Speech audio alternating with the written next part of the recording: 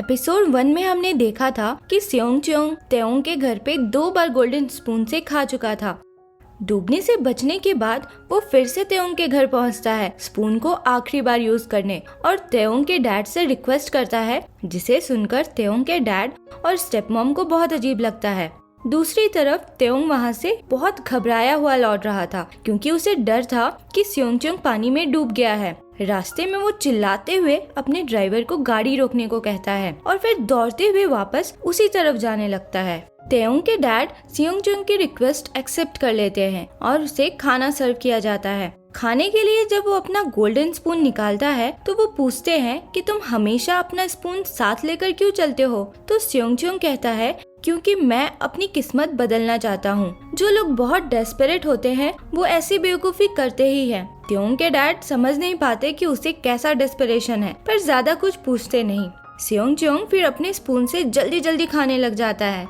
उसी समय नजूही भी तेओंग के घर पहुंची थी उससे मिलने और गेट पर पूछने पे कहती है कि वो तेओंग की फ्रेंड है और मिलने आई है, तो उसके लिए गेट नहीं खुलता। तो फिर वो कहती है कि वो नजूही है, तेओंग की फियांसे। इधर स्योंग च्योंग मन में सोच रहा था कि उस औरत के हिसाब से तो 3 मील्स के बाद लाइफ इंटरचेंज हो जानी चाहिए, पर वैसा कुछ होता तो दिख नहीं रहा। यही सब सोचते हुए वो अपना स्पून लेकर वहाँ से निकलने लगता है। वो डाइनिंग हॉल से निकला ही था कि जूही वहाँ आती है और उसे जोर का थप्पड़ लगाकर कहती है, बहुत दिन बाद दिखे तेओंग, और ली स्योंग च्योंग के साथ तुम ऐसा कैसे कर सकते हो? तेओंग के डैड भी अंदर से आकर कहते हैं कि जूही, तुमने मेरे बेटे को थप्पड़ क्यों मारा? ये सबसे स्योंग च्योंग शॉक्ड हो जाता है और मन में सोचता है कि मतलब सच में हमारी लाइफ्स बदल गई हैं। तभी कुछ पुलिस वाले अंदर आकर उसे यानी तेओंग को क्वेश्चनिंग के लिए ले जाते हैं, क्योंकि स्योंग च्योंग हान रिवर के पास से मिसिंग चला गया था और तेओंग को ही आखिरी बार उसके साथ देखा गया था। स्योंग च्योंग तेओंग के लॉयर के साथ पुलिस स्टेशन जाता है। वहाँ उसे एक वीडियो क्लिप दिखाया जाता है जिसमें तेओंग स्योंग च्योंग के हाथ को पकड़े हुए था और स्योंग च्योंग पुल पे लटका हुआ था। ये देखकर स्योंग च्योंग जोर जोर से हंसने लगता है क्योंकि तेओंग की जगह वो खुद था और उसकी जगह तेओंग। दोनों की पोजीशंस इंटरचेंज थी। इधर स्योंग च्योंग को पुलिस हर जगह ढूंढ रही थी, उसका कोई अता पता नहीं था, जिससे उसके घर वाले बहुत डरे हुए थे। स्योंग च्योंग यानी तेओंग जब बाहर आता है तो उसकी मॉम उसे तेओंग मान के रोते हुए उससे पूछने लगती है कि मेरा बेटा कहाँ है, उसे कुछ हुआ तो नहीं? अपने घर वालों की ऐसी हालत देखकर वो काफी दुखी होता है। तभी तेओंग का ड्राइवर आकर उससे पूछता है कि वो कार से बीच में ऐसे ही क्यों उतर गया था। ये सुनकर स्योंग च्योंग तेओंग को फोन लगाता है, पर बात नहीं हो पाती। फिर पता चलता है कि स्योंग च्योंग यानी तेओंग मिल चुका है और हॉस्पिटल में है। स्योंग च्योंग हॉस्पिटल पहुंचता है तेओंग से मिलने और ये जानने कि वो खुद को तेओंग समझ रहा है या स्योंग च्योंग। उसे रियलाइज होता है कि तेओंग कंफ्यूज्ड है और उसे क्लियरली पता नहीं लग रहा कि वो कौन है।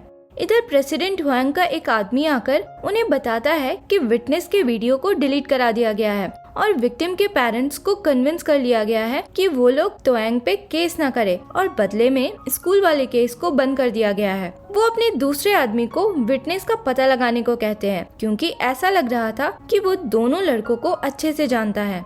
घर पहुंचने पे स्योंग च्योंग सब कुछ देखकर बहुत खुश होता है। सब कुछ उसके इमेजिनेशन से ज्यादा अच्छा था। इधर उधर घूमता हुआ वो अपना यानी तेओंग का कमरा ढूंढ रहा था और गलती से तेओंग की स्टेप मॉम के कमरे में घुस जाता है। वो एकदम चौंक जाती है और डांट कर बोलती है कि नॉक करना नहीं आता, क्यों आए हो यहाँ? वो कहता है कि आज जो कुछ इंसिडेंट हुआ उसके लिए सॉरी बोलने आया है। ये सुनकर तेओंग के स्टेप मॉम को बहुत अजीब लगता है और वो कहती है कि ज्यादा अच्छा बनने की जरूरत नहीं है, जैसे हो वैसे ही रहो।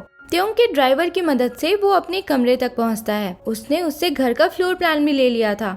रूम पहुंचकर वो देखता रह जाता है कि ये इतना अच्छा रूम है और सारे महंगे सामानों को देखकर बहुत खुश होता है। उसकी नजर अपनी लगी पोर्ट्रेट पे पड़ती है। उसे उस औरत की बात याद आती है। उसने कहा था कि स्पून यूज करने के बाद वो तो सेम रहेगा, पर बाकी सारे लोग बदल जाएंगे। बाकी लोगों के लिए सब कुछ नेचुरल सा रहेगा।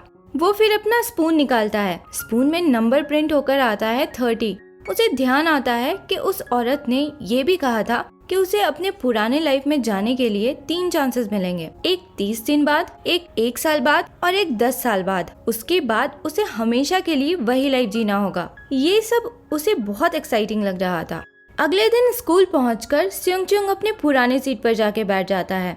तो उसका एक दोस्त कहता है कि तुम यहाँ क्यों बैठे हो, ये सेयोंगचंग की सीट है। तब उसे ध्यान आता है कि उसे तेओंग की सीट पर बैठना है और वो जगह बदलता है। तभी उसके कुछ टीचर्स उसे बुलाकर चाय पिलाते हैं और सेयोंगचंग का मजाक उड़ाते हुए कहते हैं कि अच्छा हुआ जो उसे स्कूल से निकाल दिया जा रहा था। ये सब सुनकर उससे रहा नहीं जाता और वो कहता है कि सबको पता है कि सेयोंगचंग इनोसेंट है, पर फिर भी उसे निकाला जा रहा था सिर्फ इसलिए कि मेरे डैड बहुत रिच हैं। खुद पे आप लोगों को शर्म आनी चाहिए।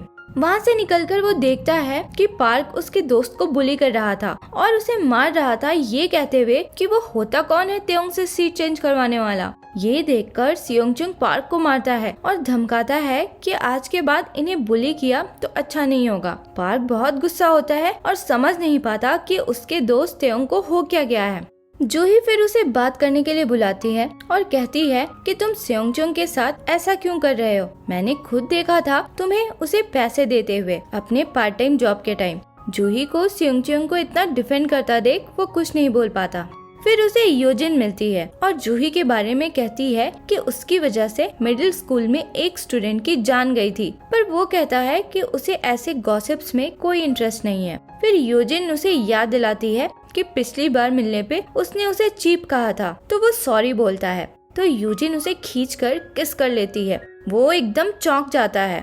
इधर तेओंग सोता हुआ अपने डैड को याद करके डर के उठ जाता है। उसे अब भी अपना पुराना रूटीन थोड़ा थोड़ा याद था और इसलिए वो बहुत कंफ्यूज था। सेयोंगचंग डिनर के लिए टेबल पे पहुंचता है और मन में सोचता है कि प्रेसिडेंट हुआंग के लिए सबसे इम्पोर्टेंट है टाइम, ऑर्डर और पैसा। उनकी सुबह होती है 4 बजे और उन्हें सबसे पहले दोशिन ग्रुप के अपडेट्स दिए जाते हैं। किसी एम्प्लॉय से थोड़ी भी गलती होती है तो वो सीधे नौकरी से निकाल देते हैं। पैसा ही एक ऐसा फैक्टर है उनके लिए जिसकी वजह से वो स्माइल करते हैं। अगले सीन में हम देखते हैं कि प्रेसिडेंट हुआंग को उनका एक आदमी आकर इन्फॉर्म करता है कि तेओंग आजकल बहुत ज्यादा पैसे खर्च करने लगा है। सेयोंगचंग अपने ड्राइवर के साथ बहुत सारी शॉपिंग कर रहा था क्योंकि उसका मंथली अलाउंस 80 मिलियन वोन था। ड्राइवर को अजीब लग रहा था क्योंकि ऐसे कपड़े तेओंग के स्टाइल से अलग था। इधर तेओंग सेयोंगचंग के डैड के लिखे कॉमिक्स पढ़कर बहुत हंस रहा था। सबको अजीब लग रहा था क्योंकि पहले वही कॉमिक्स उसे पसंद नहीं थे। सेयोंगचंग की मॉम जब खाना सर्व करती है तो तेओंग शुरू में नखरा करता है, पर खाने के बाद उसे बहुत पसंद आता है। तभी वहाँ तेओंग के आदमी आकर बहुत सारे गिफ्ट सबको देते हैं जो असल में सेयोंगचंग ने अपनी फैमिली के लिए भेजे थे। तेओंग और उसके डैड हर फ्राइडे साथ में डिनर करते थे। वो उसे समझाते हैं कि आजकल तुम बहुत पैसे खर्च कर रहे हो, तुम्हें पैसों की वैल्यू समझनी चाहिए। इस पे वो कहता है कि पैसे तुम मेरे हैं ना, तो मैं अपनी इच्छा से खर्च नहीं कर सकता क्या। उसे ऐसे बात करता देख प्रेसिडेंट हुआंग हैरान रह जाते हैं। तभी वहाँ ना जूही अपने डैड के साथ आती है और उन्हें ज्वाइन करती है। सेयोंगचंग को पता लगता है कि वो तेओंग यानी उसकी फियांसे है, तो वो एकदम शॉक्ड रह जाता है। डिनर के दौरान जूही कहती है कि वो ये शादी नहीं करना चाहती, किसी की बेटी या किसी की वाइफ बनकर ही वो हमेशा नहीं रहना चाहती, अपनी खुद की लाइफ जीना चाहती है और वहाँ से चली जाती है। सेयोंगचंग उसके पीछे जाने के लिए उठता है और जाने से पहले पलटकर कहता है कि हाई स्कूल में पढ़ने वाले बच्चों की एंगेजमेंट ये मुझे भी सही नहीं लगता। जूही अपने पार्ट टाइम जॉब के लिए सुपरमार्केट आती है तो वो भी पीछे पीछे आता है और कहता है कि तुम बहुत ब्रेव हो जो एंगेजमेंट के लिए मना कर दिया। दोनों बात ही कर रहे थे कि एक ड्रंक आदमी वहाँ आकर वॉमिट कर देता है। सेयोंगचंग खुद वॉमिट साफ करता है और उसे ऐसा करते देख जूही बहुत हैरान हो रही थी। बाहर निकलकर सेयोंगचंग पूछता है कि तुम्हें जरूरत नहीं, पर तुम ऐसी स्टोर में जॉब क्यों कर रही हो। तो वो कहती है कि उसे जॉब करके इंडिपेंडेंट फील होता है, ऐसा लगता है कि वो भी कुछ कर सकती है। बातों के दौरान जूही का पैर लड़खड़ा जाता है और वो गिरने लगती है, तो सेयोंगचंग उसे पकड़ लेता है। दोनों के बीच में एक मोमेंट सा बना ही था कि दोनों जल्दी से एक दूसरे को बाय बोलकर चले जाते हैं। जूही यही सोचती हुई घर आ रही थी कि तेओंग कितना बदल गया है, ऐसा लग रहा था कि वो कोई और ही इंसान है। वो घर पहुंची ही थी कि उसका स्टेप ब्रदर बाहर आकर उस पर चिल्लाता है कि उसने एंगेजमेंट क्यों तोड़ा। असल में प्रेसिडेंट हुआंग उसके बिजनेस में इन्वेस्ट करने वाले थे और अब उसे डर था कि एंगेजमेंट टूटने पे वो बैक ऑफ न कर जाएं। गुस्से में वो जूही को मारने के लिए हाथ भी उठाता है, पर तभी उनके डैड आकर उसे रोक लेते हैं। दूसरी तरफ पार्क के डैड बहुत बुरी तरह से उसकी पिटाई कर रहे थे क्योंकि उसका स्पेशल क्लास में सिलेक्शन नहीं हुआ था। मार खाकर पार्क मन ही मन स्योंगचुंग को मार डालने की सोचता है, क्योंकि उसे लगता है कि स्योंग ने ही उसके डैड को बताया होगा। स्योंगचुंग की मॉम उसके भेजे गिफ्ट्स एक्सेप्ट नहीं करती है और वापस भेजने की बात करती है, तो उस पे उसकी बहन बहुत गुस्सा होती है। त्योंग रेडी होकर स्कूल के लिए निकलता है तो स्योंगचुंग के डैड उसके पीछे आकर उसे पैसे देते हैं। त्योंग को पैसे बहुत थोड़े लगते हैं, पर वो खुशी खुशी लेकर चला जाता है। स्योंगचुंग की मॉम त्योंग को मिलने बुलाती है। वो खुशी खुशी पहुंचता है और साथ में 80 मिलियन वोन का चेक भी लेकर गया था। वो चेक ऑफर करके कहता है कि इससे आप लोगों के सारे कर्ज चुक जाएंगे। स्योंग की मॉम लेने से मना करती है और सारे गिफ्ट्स भी लौटा देती है और कहती है कि तुम इसलिए ये सब कर रहे हो क्योंकि तुम्हारी वजह से स्योंग की ऐसी हालत हुई है, पर तुम्हें क्या लगता है हम तुम्हें माफ कर देंगे? बस तुम मेरे बेटे को अकेला छोड़ दो। और ये बोलकर वो चली जाती है। क्लास में त्योंग स्योंगचुंग को सुनाता है कि तुमने क्या सोचकर मेरे घर पे गिफ्ट्स भेजे, वो भी इतने चीप क्वालिटी वाले। ये सुनकर सब हैरान रह जाते हैं, क्योंकि त्योंग तो स्योंगचुंग था और स्योंगचुंग ऐसी बात नहीं करता था। जूही उसे देखकर दौड़कर उसके पास आती है।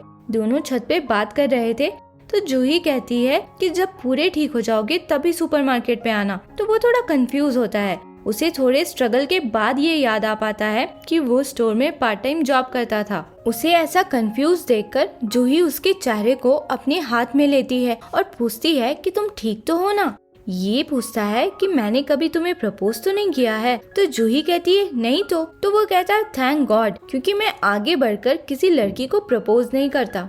वो लोग बात ही कर रहे थे तो पार्क वहाँ आता है अपने दोस्तों के साथ और त्योंग यानी स्योंगचुंग को ले जाता है, ये कहकर कि कुछ बात करनी है। वो उसे अपने घर ले जाता है। त्योंग घूम घूम कर उसके घर के इंटीरियर पे कमेंट्स कर रहा था और ऑर्डर देकर पानी भी मांगता है। वो पूरी तरह से त्योंग की तरह ही बिहेव कर रहा था, ना कि स्योंगचुंग की तरह। वो फिर जाने लगता है ये कहकर कि वो बहुत बिजी है। पार्क गुस्से में आकर उसे मारना शुरू कर देता है और गन से मारने की धमकी देता है। गन देखकर त्योंग बहुत ज्यादा डर जाता है। अगले सीन में हम एक मेमोरियल प्लेस देखते हैं जहाँ जूही अपने किसी मरी हुई दोस्त के मेमोरियल पे आई थी। वहाँ कोई आदमी दूर से खड़ा होकर उस पे नजर रखे हुए था। तभी स्योंगचुंग भी वहाँ आता है अपने दोस्त जिनसुक के मेमोरियल पे फ्लावर्स लेके। उसे किसी का कॉल आता है जो उसे बताता है कि त्योंग यानी स्योंगचुंग को पार्क और उसके दोस्त कहीं लेकर गए हैं और उसके बाद से वो गायब है। ये सुनकर वो दौड़ता हुआ निकलकर अपनी गाड़ी तक आता है और ड्राइवर को पार्क के घर चलने को कहता है। इधर पार्क अब भी त्योंग यानी स्योंगचुंग को बुरी तरह मार रहा था। मारने के बीच में ही स्योंगचुंग वहाँ पहुँचता है और त्योंग की ऐसी हालत देखकर उसे वहाँ से चलने को कहता है।